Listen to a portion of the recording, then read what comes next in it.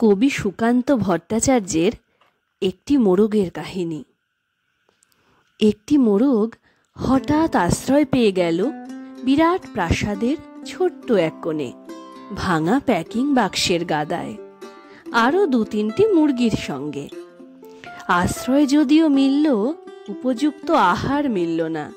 সুতীক্ষ্ণ চিৎকারে প্রতিবাদ জানিয়ে গলা ফাটালো সেই মোরগ ভোর থেকে সন্ধে পর্যন্ত।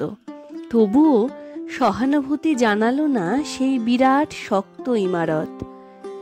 তারপর শুরু হলো তার আস্তা করে আনাগোনা। আশ্চর্য, সেখানে প্রতিদিন মিলতে লাগলো ফেলে দেওয়া ভাত রুটির চমৎকার প্রচুর খাবার। তারপর এক সময় আস্থা করেও এলো অংশীদার, ময়লা ছেঁড়া ন্যাকড়া পড়া 2-3টে মানুষ। কাজেই দুর্বলতর মোরগের খাবার গেল বন্ধ হয়ে। খাবার খাবার খানিকটা খাবার।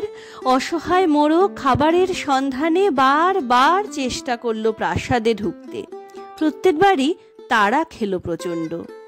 ছোট্ট মোরগ ঘাড় উঁচু করে স্বপ্ন দেখে প্রাসাদের ভিতর রাশি রাশি খাবার। তারপর সত্যিই সে একদিন প্রাসাদে ঢুকতে পেল। একেবারে সোজা চলে এলো ধপধপে সাদা দামি কাপড়ে ঢাকা খাবার টেবিলে। অবশ্য খাবার খেতে নয়, খাবার হিসেবে। নমস্কার।